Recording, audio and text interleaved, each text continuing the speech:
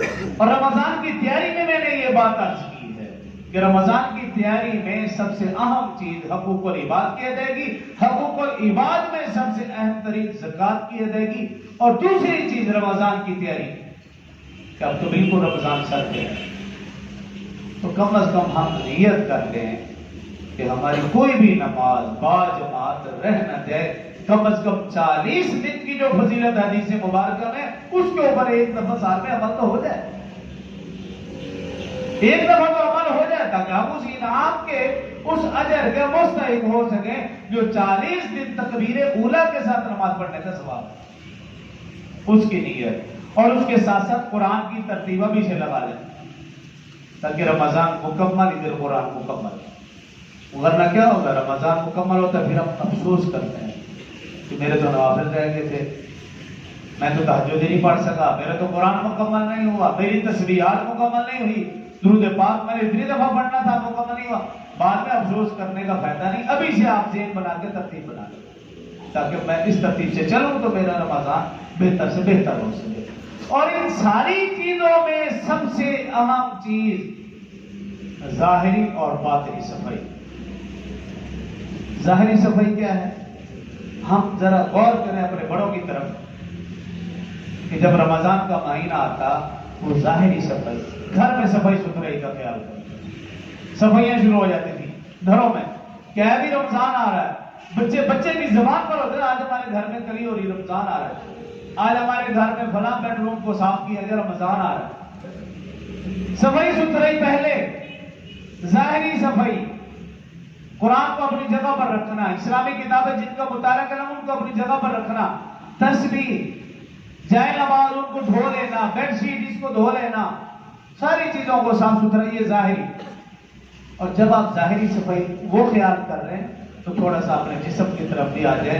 ہماری ٹوپی اچھی صاف ستھری ہو، رومال ہو ہمارے پاس، اور اللہ کے گھر میں آنے کے لیے صاف ستھرے جوڑے ہوں، پینٹ شرٹ نہ ہو۔ ایک مہینہ اگر ہم وہ لباس پہن لیں جو اللہ کو پسند ہے، اللہ کے رسول کو پسند ہے، تمام فرشتوں کو پسند ہے، تو اس میں کیا معاملہ کیا ہے؟ رمضان کے لیے ہم الگ لباس سلوائیں جیسے ہم شادی کے لیے سلواتے ہیں، فنکشن آ رہا ہے نیا لباس، چھوٹی چھوٹی بات پر نیا لباس، تو کیا رمضان کے لیے نہیں؟ تو رمضان کے لیے شلوار قمیض اپنے تیار کروا لیں، سفید ہو جائے تو زیادہ بہتر، ورنہ ہو شلوار قمیض، کیونکہ دیکھا گیا ہے جو لوگ پینٹ شرٹ پہن کر آتے ہیں، جس نے شرٹ پہن رکھی ہے وہ پوری نماز اپنی شرٹ ٹھیک کرتا رہ جائے، اس کا دھیان نماز کی طرف نہیں ہوتا، پوری نماز دیکھا گیا آپ کبھی جو پہنتے ہیں وہ زیادہ جانتے ہیں، وہ شرٹ ٹھیک کرتا رہا ہے، جو اس کے پیچھے وہ اس کی شرٹ ہی دیکھتا رہتا ہے، اس کی بھی نماز گئی، پیچھے والے کی بھی گئی۔ کہ اگر ایک مہینہ اللہ کے گھر میں ہم آ رہے ہیں تو وہ ادب والا طریقہ اختیار کر لیا جو اللہ رسول کو پسند ہے، اس میں کوئی تکلیف نہیں، انشاءاللہ اس پہ اجر و ثواب بڑھ جائے گا۔ تو ہم لباس کی تیاری بھی کر لیتے ہیں، یہ ہے ظاہری صفائی، اور کم از کم رمضان میں تو کوئی سر ننگا نہ ہو، رومال نہیں تو ٹوپی تو کم از کم ہو، یہ آداب تو ہے، اللہ کے آگے جھکنے کا ادب ہے، مسجد میں آنے کا ادب ہے، تو اگر ایک مہینہ ہم آداب کا بھی خیال رکھیں گے تو انشاءاللہ اللہ ہماری ضروریات کو بھی خزانہ غیب سے پورا کرے گا۔ یہ ہے ظاہری، لیکن اس ظاہری صفائی سے زیادہ اہم چیز باطنی صفائی۔ اپنے بڑوں کو ہم نے دیکھا کہ جب وہ حج میں جانے لگتے تھے،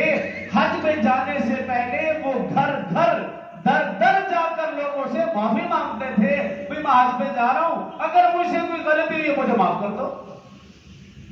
لیکن اب موجودہ لوگوں میں تو یہ بات بھی نہیں رہتی، وہ بتاتے ہی نہیں ڈر سے کہ کہیں کوئی یہ نہ کہتے یار میرے لیے ٹوپی لے آنا، کوئی تصویر لے آنا یا کوئی چیز نہیں، اس ڈر سے بتاتے ہی نہیں، بس خاموشی سے چلے جاتے ہیں۔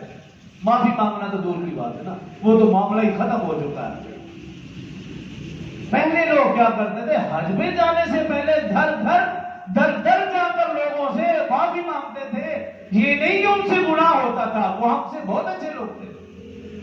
پھر بھی احتیاط کے درجے میں جا کر اطلاع بھی دے آنا، معافی بھی مانگانا، اور ان سے کہتے بھی تھے کچھ ضرورت ہو تو بتائے۔ اور اسی طرح رمضان سے پہلے بھی ہمارے بڑوں کا یہی عمل تھا. اگر آپ کو کچھ یاد ہو، رمضان سے پہلے وہ اسی طرح لوگوں سے ملتے اور کہتے تھے کہ یار رمضان آ رہا ہے، جس سے میل جول ہوتا تھا پتہ ہوتا تھا بھی اب رمضان ہے، اب میں مصروف ہو جاؤں گا، دوبارہ ملاقات شاید رمضان میں نہ ہو سکے، تو جن ان دوست احباب سے مل کے، میل جول والوں سے مل کے کہہ کے آتے تھے بھی رمضان ہو رہا ہے، اگر کوئی غلطی ہو مجھے معاف کرنا، اب رمضان ہے تو میں ذرا مصروف ہو جاؤں گا عبادت میں، تو پھر عید والے دن ملیں گے، معافی مانگ کر پھر رمضان کی طرف آتے تھے. تو ہم چلو وہ لوگ تو چلو چلے گئے، کم از کم اپنا دل صاف کر لے، اس برتن کو خالی کر لے. اگر یہ برتن خالی نہیں ہے، اگر یہ برتن صاف نہیں ہے،